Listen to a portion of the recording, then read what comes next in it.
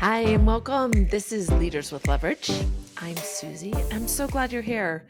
I'm curious to know if you looked at the title and you saw difficult conversations and you thought, I am, I don't need any help with difficult conversations, or if you thought, I need to think about difficult conversations. Like, what was the catalyst to get you here? And maybe it's just that you just wanted to hear what I would have to say about difficult conversations. The reason I say that is we have a relationship with difficult conversations, and I have this experience with it because I've been doing a lot of conversations with teams about difficult conversations recently. So it's really been top of mind for me. And it's made me reflect on the topic of difficult conversations. And one of the things that I've recognized is that difficult conversations are really complex. There's a lot of things that go into that complexity, those nuances. It could be the relationship we have with the other person. It could be that there was something that was really a big thing that we needed to talk to them about, and we put it off and we made excuses because we didn't want to do it. And then a little thing comes up and you're like, oh, I don't want to have that conversation because I never had the bigger conversation. And so we get into this whole dialogue with ourselves about when are we going to have this conversation, when's the best time. And then the other aspect is, what do we consider when it's the best time for us versus the best time for the other person? And I'll tell you, my normal tendency, and actually my daughter called me out on this not that long ago, is when I need to have a difficult conversation with her about something that's bugging me, I wait until she does something that really makes me mad or triggers me, and then I pile on, because I find that when I'm there or I'm emotional or I'm mad, it's just easier for me to say all those other things. So difficult conversations, I often get leaders, especially HR leads, that say, hey, can you come talk to my team or the population within the organization at a certain level about how to accept difficult feedback or have difficult conversations, because they need to learn. And it's so funny to me because everybody needs to be better at that. And you have to, as a team, be in the same room sometimes when you're talking about this topic so that you can get better at it. And I wanted to, when I was meeting with this team this last week, I wanted to say, if you go through this training or you give yourself a little bit higher exposure to some of the components of what's going on in your mind, what's going on up here, what's going on with the other person, then can you decrease the difficult conversations? And I really think that difficult conversations are always a challenge to some degree. We get better at them, but we have to continue to have them, and they'll always be difficult.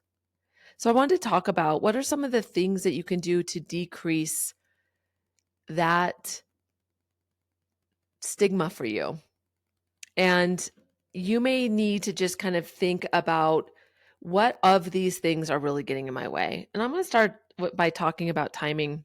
I have this one client a few months ago who we were talking about timing and how when we put it off in our mind, it seems like a rational decision to go, well, they seem pretty defensive about something else right now, or I know that there's a stressful, let me just give more context. If it's somebody that works for you and you have to have a difficult conversation, it's not a performance issue. It's just that you need to set expectations. You need to give them some feedback. And so it is a difficult conversation. Anytime it it makes us feel nervous or it triggers us, that's difficult, right? So in this situation, she needed to have a difficult conversation with one of her direct reports, and she rationalized, well, I know there's something going on with her daughter, and so this wasn't the right time, so she put it off another week, and then it was right before she was going on vacation, so she didn't want to have it then. So pretty soon, this difficult conversation she needed to have just about a performance, just kind of a tweak, became a big thing in her head because it had been weeks before she even got to it. So it became this big thing. So by the time she went to it, She walked into it and really signaled that this was hard for her to the other person. And it was interesting because when we talked through it, what we realized is because this is a normal pattern for her, that she waits a really long time and then she feels really bad. And then she signals in her words to the other person that this is going to be hard for her to articulate to them. This person would kind of key into these signals that were coming toward her and and tell her that this was not the right time, or be like, oh my gosh, this is too much for me right now, I have this going on. And she learned that if she signaled that she didn't want to get the feedback, this woman would retreat immediately. So it became this vicious cycle for this leader that just made then giving difficult conversations, it made it even a bigger topic for her to the other parts of her team. And then those people kind of talk amongst themselves, and it's just become this nest of difficulty. And I think about that because I think that happens to us sometimes, especially if there's a personality on our team or a peer of ours that kind of gets to us or triggers us. That can become this cycle of bad habits of not moving forward. And I read the book Difficult Conversations. It's by the authors of Thanks for the Feedback, and it's Harvard based. It's a great book. I started reading it, and one of the things they talk about are the mistakes that impact us, and it's the battle over intentions. Now listen to this. This is super interesting. One thing is that we judge more harshly when we believe that the person did it with intention versus mistake, and we may label it as they did this on intention, instead of just not doing it because they forgot. And gosh, this happens to me all the time, especially with close relationships with people. You know, they may have made a promise to me. It could be as simple as, let's go to a movie, or let's go do something together, and they never follow up and they forgot. And I'm like, you know what? They don't care enough about me because they didn't follow up. And so our intention, we have to be careful that we don't label their intention as intention.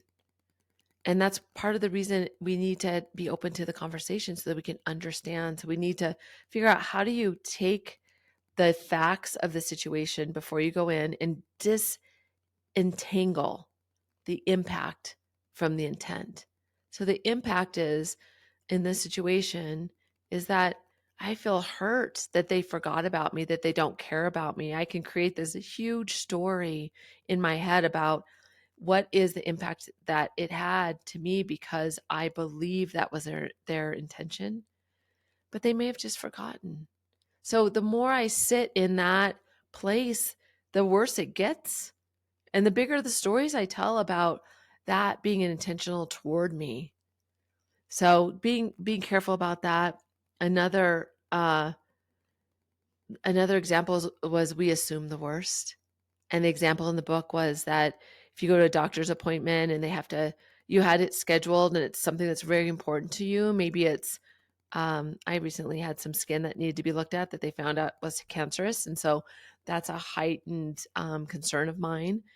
And you go and they have to reschedule the appointment because the doctor's out of town, out of the country, and you automatically think they must be in Hawaii. And then so weeks go by and you're like, I can't believe that they put themselves before me. And you have all these things that happen, and then you find out that they went to a third world country to help build a hospital, and that changes your impression of why they did it. We assume the worst. Isn't that so true? And that might be a drastic example, but I bet you can think of something that is closer to what happens to you every day. The other thing they say is that we treat ourselves more charitable.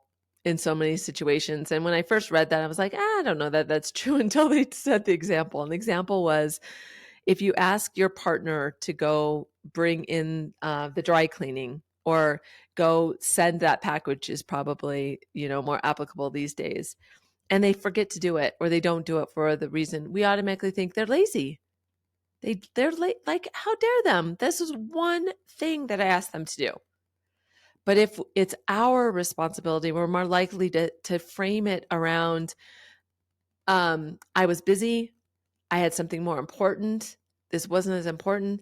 So the way that we take that very same situation, we give ourselves more of a charity. And you know why? Is because we have more context to what's going on in our lives versus somebody else's. So being careful about how again, it goes back to those intentions, those ways that we interpret the facts of the situation as we understand them. And so the other thing is, and I think this happens in our everyday, and we've all in our everyday professional roles, is it's really easy for us to just label people. They get defensive all the time. They're mean. They're kind of snotty. They're defensive. They have bad character. It's really easy for us to take one situation, or if somebody else said something about somebody else, we continue to perpetuate that same label that we have for that person. And that might not be the facts. That might not be the right way, that the assumptions that we're making cloud our ability to see the facts, which then inhibits us from moving forward because we've created all this stuff that's heightening our emotion around it, our apprehension, our just anger or frustration with that person. And we've gone through, I know you've gone to a situation where you're just like ready to go at it because you've lived in your own thoughts and created all of this storyline around the intentions the other person had. And then you go into the conversation, they're like, oh no, not at all. Nope, just, oh my gosh, just totally forgot that I said that I was going to commit to putting something on the calendar for us to get together again. And all this time, like, see what I'm saying? This equation, this math that goes on in our own head, in our own circumstances, when we do the first mistake, that we battle really ourselves over the intentions, and then we don't move forward. So that timing becomes even more critical. So if you're going to take one thing from this, is when you take time to think about what difficult conversations are you avoiding. And when you think about those, try to disentangle the impact, the action, what happened, the impact that it's had on you, and the assumptions, so that you can move forward and really talk about that and talk about the impact that it's had. We avoid that, but that's the best place to start. Hey, listen, I don't know if this was your intent, but this is the situation as I saw it, and this is what impact it had on me. And don't pretend that you don't have a hypothesis about what you believe happened to them. We avoid that too. I do that a lot. And if we say, yeah, you're right, I really felt like because you didn't do this, this is what my impression or my assumptions were. That opens up the dialogues to just being more open to them understanding where you're coming from, so that it doesn't feel like you're just labeling, you're just blaming, you're just trying to start a fight. So difficult conversations will always be difficult. I'm probably going to come on here and just talk about these different angles around difficult conversations, but I just want you to think about, what are you avoiding? Think about timing, and how do you separate that impact, how you're judging, how can you move forward quicker so that you don't become your own worst enemy around this. Difficult conversations will always be difficult. And as leaders, it's our responsibility to understand and embrace the fact that we need to have them so that people get better. We're the only observer of that experience of the people around us. And as leaders, they expect us to help them understand what other people see or experience in being around them. And when we can frame it that way, maybe that can help us move forward quicker because it's our investment in them. It's our responsibility as a leader. And then when we practice these best practices of doing it on a regular basis, really thinking about how to frame it in a way that's going to create the least defensiveness. There'll always be defensiveness, but the least amount, and do it from a place of being really caring for the other person. Not so much what did they do to me, but how can I help them understand what the impact it had on me, and how can I help them understand that that action, that activity might have impact to others around them. So just trying to help them illuminate that situation so that they can get better moving forward. I hope this was helpful. I would love to hear from you. This might not have touched on what's difficult for you in difficult conversations. So feel free to reach out to me and tell me, what are the questions that you have? What are you struggling with? What has been a challenge? Or even what is your best practice? Oh my gosh, those stories that other people share is so impactful to people around us. And I'd love to be the person that is able to share that with others via this vehicle to help people get better, because that's what it's all about. Thanks for being here. Thanks for just making the time, because when you make the time, that's saying that you want to really think about, make the space for you to get better, and just to think about some of these topics that we shouldn't avoid. They are difficult, but together we can figure out what's the best way. I think everyone should advocate for themselves. It'd be lovely if you shared this with somebody else that needed to hear it. Or even share it with somebody that you need to have a difficult conversation with, and say, let's use this as a way to move into some of the things that we need to put on the table. Make it a regular cadence, make it a regular conversation, and reach out to me anytime. Let me know what's going on with you, and so I can make sure that I'm of service, so I can provide the biggest impact here that is possible. Thanks for being here. I appreciate you.